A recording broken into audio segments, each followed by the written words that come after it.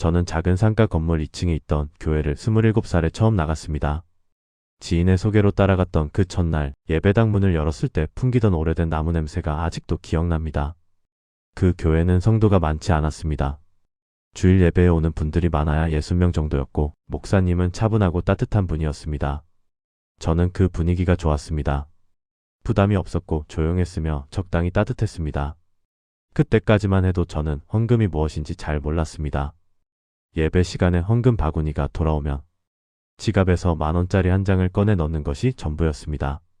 별다른 의미를 부여하지 않았습니다. 입장료 같은 것이라고 막연히 생각했던 것 같습니다. 사업을 시작한 것은 29살이었습니다. 작은 제조업체였습니다. 처음 2, 3년은 정말 힘들었습니다. 거래처도 많지 않았고 자금도 늘 빠듯했습니다. 그 시절에 교회를 붙들고 버텼다고 말하면 좀 과장일 수 있겠지만 예배를 드리고 나면 이상하게 한 주를 다시 버틸 수 있었습니다. 그것만은 분명합니다. 사업이 조금씩 자리를 잡기 시작한 것은 32살 무렵이었습니다. 오랫동안 공들이던 거래처 하나가 계약을 확정해주면서 통장 잔액이 눈에 띄게 달라지기 시작했습니다. 그 무렵 처음으로 11조를 드렸습니다. 11조를 드리기로 결심한 날 저는 꽤 오래 고민했습니다. 목사님 설교에서 여러 번 들었던 말이었지만 막상 실천하려고 보니 적지 않은 금액이었습니다. 그 달순이익의 10분의 1. 이체를 완료하고 나서 통장 내역을 다시 들여다봤습니다. 그런데 이상했습니다. 마음이 가벼웠습니다. 무언가를 내려놓은 것 같은 느낌이었습니다. 저는 그 감각이 낯설었고 동시에 좋았습니다. 그날 이후로 저는 11조를 거르지 않았습니다. 스스로 잘 드리는 사람이 되고 싶다는 마음이 생겼습니다. 감사헌금도 드렸습니다. 거래처가 새로 생기면 감사헌금, 직원이 아프다가 나으면 감사헌금, 어떤 다른 이유를 만들어서라도 드렸습니다. 선교헌금도 빠지지 않으려 했습니다. 건축헌금이라는 이름이 붙으면 꼭 참여하려고 했습니다. 그 즈음 목사님이 자주 하시던 말씀이 있었습니다. 하나님은 통 큰 믿음을 기뻐하신다고 하셨습니다. 그 말이 제 안에 깊이 자리를 잡았습니다. 저는 그 말을 제 믿음의 기준처럼 여기기 시작했습니다. 통 크게 드리는 사람이 믿음이 좋은 사람이라고.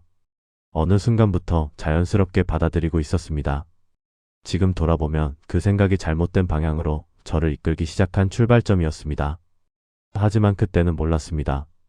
오히려 드릴수록 마음이 뿌듯했고 예배가 더 의미 있게 느껴졌습니다. 교회에서의 제 자리도 조금씩 달라지고 있었습니다. 아내는 신앙인이었지만 저보다 훨씬 현실적인 사람이었습니다.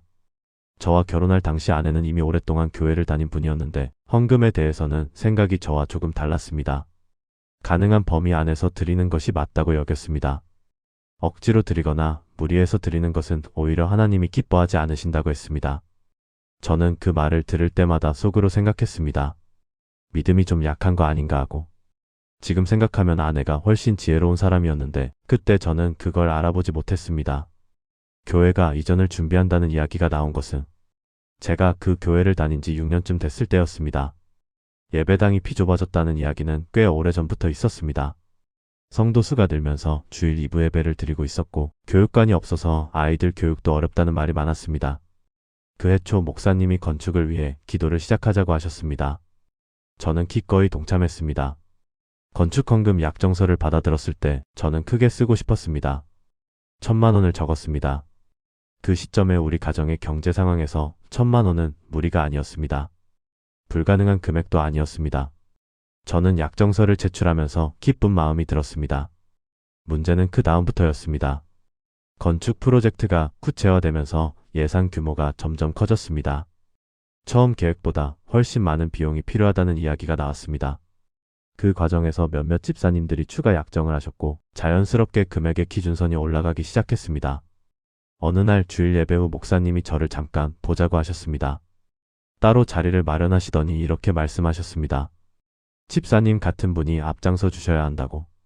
직접적으로 금액을 요청하신 것은 아니었습니다. 강요도 아니었습니다. 하지만 그 말 안에 담긴 기대가 느껴졌습니다. 저는 고개를 끄덕였습니다. 집에 돌아와서 약정 금액을 3,000만 원으로 올렸습니다. 아내에게 말했을 때 아내의 표정이 굳었습니다.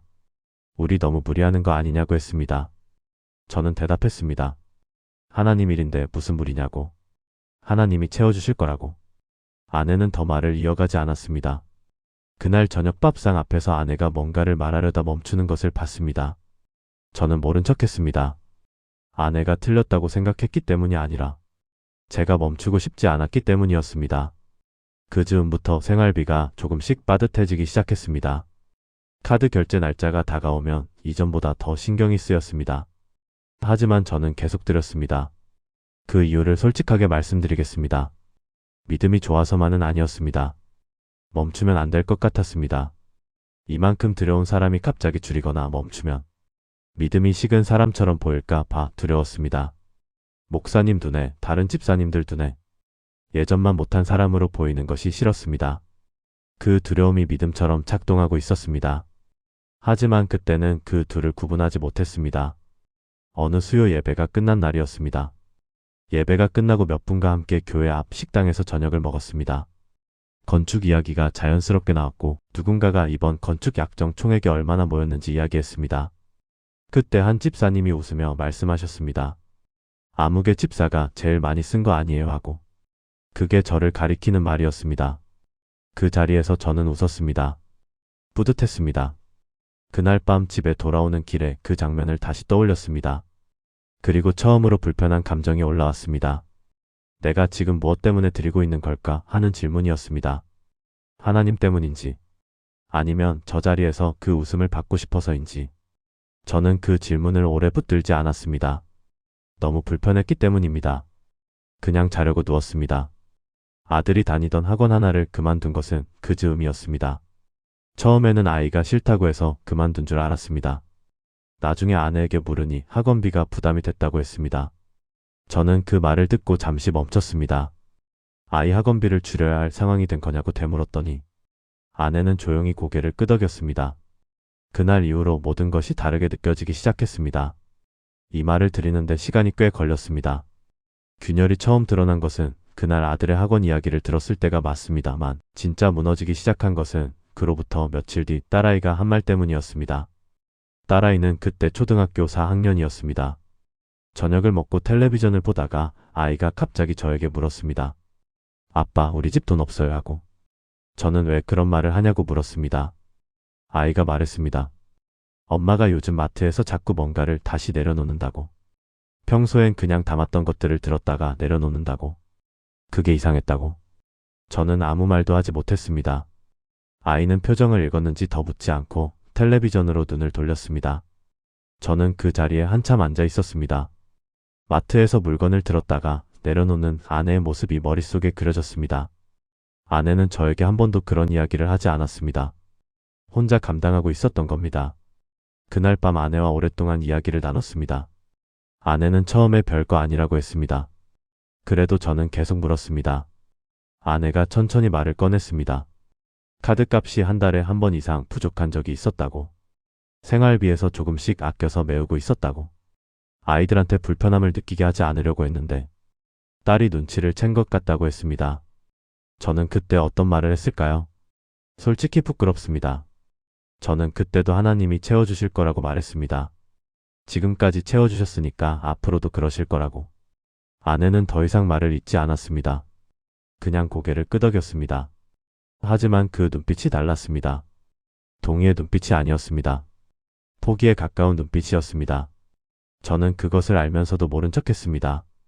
왜냐하면 멈추기가 두려웠기 때문입니다. 지금까지 드린 것이 있으니 멈추면 손해 같았습니다.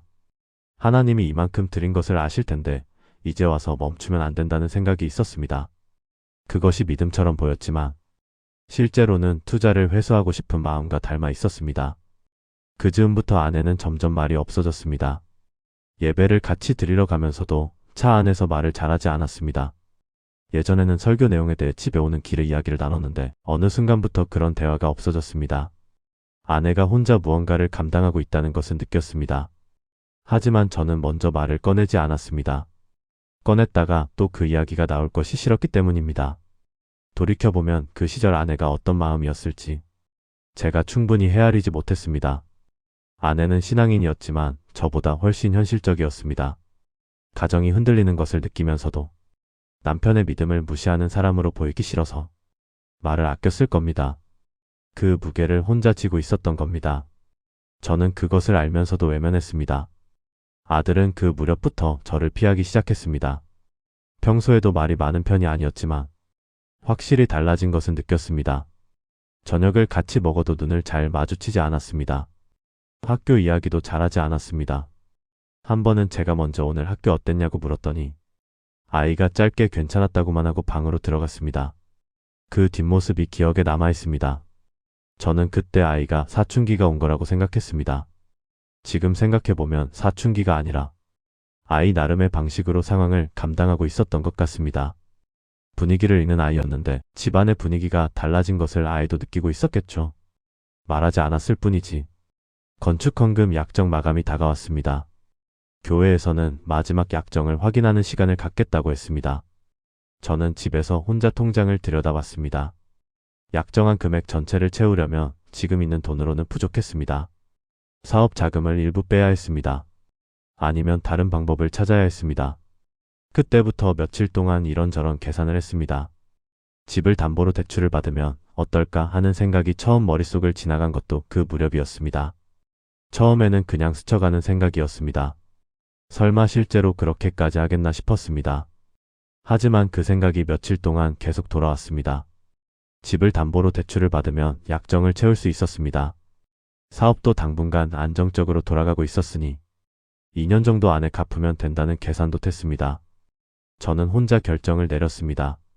아내에게 먼저 말하지 않았습니다. 말했다가 반대할 것이 뻔했기 때문입니다. 은행에 가서 상담을 받고 대출을 신청했습니다. 집을 담보로 5천만 원을 받았습니다. 집에 돌아와서 아내에게 말했습니다. 아내의 얼굴이 하얘졌습니다. 집을 담보로 돈을 빌렸다는 말에 아내는 한동안 말을 하지 못했습니다. 그러다가 조용히 물었습니다. 나한테 한마디 상의도 없이 했냐고. 저는 말씀드렸죠. 말하면 반대할 거 알았다고. 그날 밤 아내가 울면서 말했습니다. 당신은 하나님을 믿는 게 아니라 사람 눈을 의식하는 거라고. 목사님 눈, 교회 사람들 눈을 의식하는 거라고. 하나님이 그걸 기뻐하실 것 같냐고. 저는 화를 냈습니다. 하나님이 채워주실 거라고. 이게 다 믿음으로 하는 일이라고. 아내는 더 이상 말하지 않았습니다. 그 침묵이 지금까지도 기억납니다. 그로부터 며칠 뒤 저는 추가로 부동산 중개소에 연락했습니다. 대출만으로는 약정 금액을 다 채울 수 없었기 때문입니다. 집을 팔기로 했습니다. 지금 이 말을 드리는 것이 아직도 쉽지 않습니다. 그때 제가 왜 그런 결정을 내렸는지 지금 생각하면 완전히 이해가 되지 않습니다. 하지만 그때 저에게는 그것이 믿음처럼 느껴졌습니다. 아브라함이 이삭을 바친 것처럼 저도 가장 소중한 것을 드리면 하나님이 반드시 갚아주실 거라는 믿음이었습니다. 지금 돌아보면 그것은 믿음이 아니라 거래였습니다. 하지만 그때는 몰랐습니다. 매도 계약이 성사되고 잔금이 들어오던 날 저는 교회 계좌로 이체를 했습니다. 이체 버튼을 누르는 그 순간 눈물이 났습니다. 감동의 눈물이 아니었습니다. 무서웠습니다. 내가 방금 무슨 일을 한 건지 돌이킬 수 없다는 것을 느끼면서 나오는 눈물이었습니다. 그날 밤 아내는 저와 같은 방에서 자지 않았습니다. 아들이 저에게 와서 조용히 물었습니다. 아빠는 우리보다 교회가 더 중요해요 하고. 저는 아무 대답도 하지 못했습니다. 아이는 방으로 돌아갔습니다. 우리는 전세로 이사했습니다. 아파트가 아니라 빌라였습니다. 이사하는 날 아이들이 짐을 나르면서 아무 말을 하지 않았습니다. 딸아이가 창문이 작다는 말을 했다가 아무도 반응하지 않자 그냥 자기 방으로 들어갔습니다. 저는 그날 저녁 혼자 박스를 정리하면서 이것이 옳은 일이었다고 스스로를 설득했습니다. 하나님이 반드시 더 큰 것으로 채워주실 거라고. 이 믿음을 하나님이 기억하실 거라고. 그 생각이 얼마나 오래 갔을까요? 오래 가지 못했습니다. 집을 판 뒤 6달이 지났습니다. 사업의 주 거래처였던 회사가 부도를 냈습니다. 그 회사 하나가 전체 매출의 3분의 1을 차지하고 있었습니다. 그게 흔들리자 연쇄적으로 다른 곳에도 영향이 갔습니다. 자금이 돌지 않기 시작했습니다. 저는 버티려고 했습니다. 은행에서 추가 대출을 알아봤습니다. 하지만 이미 집을 판 상태여서 담보가 없었습니다. 신용대출 한도도 얼마 남지 않았습니다. 결국 직원들을 하나씩 정리했습니다. 오래 함께했던 직원에게 퇴직금을 줄 때 그분이 괜찮으시냐고 물었습니다. 저는 괜찮다고 했습니다. 그게 거짓말이라는 것을 서로 알고 있었습니다. 차를 팔았습니다. 사무실을 축소했습니다. 그 과정이 석 달이 채 걸리지 않았습니다. 무너지는 것은 빠릅니다. 교회에서는 기도해 주겠다고 했습니다. 목사님도 한번 전화를 주셔서 힘내라고 하셨습니다. 몇몇 성도분들이 찾아오셔서 같이 기도도 해주셨습니다. 저는 감사하다고 했습니다. 원망하지 않으려 했습니다. 하지만 솔직히 말씀드리면 서운했습니다. 그렇게 앞에 앉혀놓고 건축헌금 때마다 이름을 언급했으면서 간증까지 시켰으면서 지금은 짧은 전화 한 통이구나 싶었습니다. 그 감정이 옳은지 그른지는 지금도 잘 모르겠습니다. 다만 그것이 제가 실제로 느낀 감정이었습니다. 그 무렵부터 예배에 앉아있기가 힘들어졌습니다. 찬양이 귀에 들어오지 않았습니다. 가사가 눈에 보여도 마음에 닿지 않았습니다. 예전에는 찬양 중에 눈물이 나던 적도 있었는데 그때는 아무것도 느껴지지 않았습니다. 그냥 서서 입만 움직이는 시간이었습니다. 설교를 들으면서도 어디선가 마음의 문이 닫혀 있다는 것이 느껴졌습니다. 목사님의 말씀이 틀렸다거나 싫다는 게 아니었습니다. 그냥 들어오지 않았습니다. 껍데기만 듣고 있는 느낌이었습니다. 기도도 나오지 않았습니다. 무슨 말을 해야 할지 몰랐습니다. 하나님이 원망스러운 건지 제 자신이 원망스러운 건지 그것조차 정리가 되지 않았습니다. 가끔 이런 생각도 들었습니다. 내가 이렇게 드렸는데 왜 이렇게 됐냐고. 그 생각이 올라올 때마다 스스로 억눌렀습니다. 하나님을 원망하는 건 잘못이라고 배웠기 때문입니다. 하지만 억누른다고 없어지는 것은 아니었습니다. 억눌린 감정은 그냥 그 자리에 쌓였습니다. 그냥 앉아서 시간을 보내는 것이 예배의 전부였습니다. 그것도 꽤 오랫동안 이어졌습니다. 그 시기에 성경을 혼자 읽다가 욥기를 펼치게 된 적이 있었습니다. 욥이 하나님께 따지는 장면들을 읽으면서 처음으로 이런 생각이 들었습니다. 하나님이 이 정도 솔직함은 받아주시는구나 하고 욥은 하나님을 떠나지 않았지만 하나님께 화를 냈습니다. 그게 가능하다는 것을 그때 처음 알았습니다. 저도 그때부터 조금 달라졌습니다. 억지로 감사한 척하지 않기로 했습니다. 그냥 솔직하게 앉아있기로 했습니다. 모르겠다고. 화가 난다고. 왜 이렇게 됐는지 모르겠다고. 그 기도가 말이 되는 기도인지 아닌지는 몰랐지만 적어도 거짓된 기도는 아니었습니다. 어느 새벽이었습니다. 잠이 안 와서 이른 새벽에 혼자 앉아 있었습니다. 그때 마음속에 이런 말이 떠올랐습니다. 나는 내 돈이 아니라 너를 원했다 하는 말이었습니다. 이것이 하나님의 음성이라고 확신한다고 드리려는 게 아닙니다. 다만 그 말이 새벽에 떠올랐고 그 말을 붙들고 한참 앉아 있었습니다. 그때 처음으로 알게 되었습니다. 저는 하나님께 드린 것이 아니라 하나님께 인정받고 싶었던 것입니다. 드리는 행위 안에 저의 인정 욕구가 섞여 있었고 저는 그것을 믿음이라는 이름으로 덮어두고 있었던 겁니다. 그 구분을 제가 스스로 해낼 수 없었다는 것. 그게 참 오래도록 마음에 걸렸습니다. 가정의 회복은 기도회가 따로 있었던 게 아니었습니다. 어느 날 저녁 아내에게 먼저 말을 꺼냈습니다. 미안하다고. 그 말 하나를 꺼내는데 오래 걸렸습니다. 하지만 일단 꺼내자 나머지가 조금씩 따라 나왔습니다. 아내가 옳았다고. 내가 가정을 세우지 못했다고. 하나님이 채워주실 거라는 말로 너를 설득하려 했지만 그건 믿음이 아니라 내 고집이었다고. 아내는 한참 듣다가 말했습니다. 이제라도 말해줘서 고맙다고. 그 말이 울컥했습니다. 그 이후로 아내와의 대화가 조금씩 돌아왔습니다. 한꺼번에 다 풀린 게 아니었습니다. 어떤 날은 다시 어색해지기도 했고 어떤 날은 말하다가 서로 감정이 올라오기도 했습니다. 하지만 막혀있던 것이 조금씩 흘렀습니다. 아들과는 더 오래 걸렸습니다. 아이가 먼저 말을 건네오지는 않았습니다. 저도 억지로 대화를 만들지 않았습니다. 그냥 밥을 같이 먹고 같이 텔레비전을 보고 그냥 같은 공간에 있는 시간을 늘렸습니다. 그러다 어느 날 아이가 먼저 학교 이야기를 꺼냈습니다. 저는 그게 그렇게 반갑더라고요.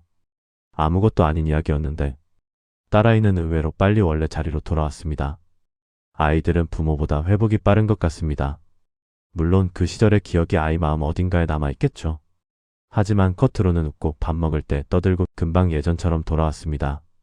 그 모습이 오히려 마음이 아프기도 했습니다. 아이들한테 그런 시간을 겪게 했다는 미안함 때문에. 기적은 없었습니다. 로또가 터진 것도 없었습니다.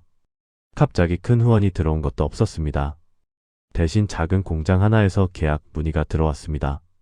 규모는 예전 거래처의 절반도 되지 않았습니다. 하지만 일단 시작했습니다. 그게 다시 시작하는 방식이었습니다. 작고 느리게. 5년이 걸렸습니다. 빚을 정리하는데 5년. 가정이 다시 밥상 앞에서 편하게 웃을 수 있게 되는데도 5년. 그 5년 동안 교회를 계속 다녔냐고 물으신다면 예, 다녔습니다. 하지만 예전과는 달라졌습니다. 헌금에 대한 생각이 달라졌습니다. 많이 드리면 잘 드리는 거라는 생각이 사라졌습니다. 분별하고 싶다는 마음이 생겼습니다. 헌금은 지금도 드립니다. 하지만 가정을 먼저 세우는 것이 하나님의 뜻이라고 생각하게 되었습니다. 생활이 흔들릴 만큼 드리는 것이 믿음이 아니라는 것을 그 시간들을 지나면서 배웠습니다. 하나님은 우리의 파산을 기뻐하지 않으십니다. 이것은 제가 손해를 봤기 때문에 내리는 결론이 아닙니다. 처음부터 하나님은 물질보다 사람을 원하셨다는 것을 저는 너무 늦게 알게 되었다는 이야기입니다. 저는 물질을 드렸지만 지혜를 구하지 않았습니다. 헌금을 드리기 전에 기도를 드렸어야 했는데 기도 대신 기대만 품었습니다. 하나님이 원하시는 것을 여쭤보지 않고 내가 드리고 싶은 것을 드리고 있었습니다. 그 차이를 이제는 압니다. 지금도 때로 그 시절이 떠오릅니다. 아들이 건넸던 그 질문. 아빠는 우리보다 교회가 더 중요해요 하고 그 물음에 아직도 대답이 쉽지 않습니다. 그때의 저는 교회가 더 중요했던 사람이었다고 솔직하게 말할 수밖에 없기 때문입니다. 하지만 달라진 것이 있다면 그 질문이 무거운 만큼 지금은 가정을 먼저 본다는 것입니다. 완전히 회복되었다고 말하기보다 그 질문이 제 안에 계속 살아있다는 것, 그게 지금의 저를 붙들고 있습니다. 하나님은 아버지라는 말을 이제야 실감합니다. 아버지는 자녀에게 가진 것을 다 내놓으라고 하지 않습니다. 아버지는 자녀가 잘 먹고 잘 사는 것을 기뻐합니다. 자녀가 어렵고 힘든데 그걸 바치라고 하면서 기뻐하는 아버지는 없습니다. 그런데 저는 오랫동안 하나님을 그런 분으로 이해했습니다.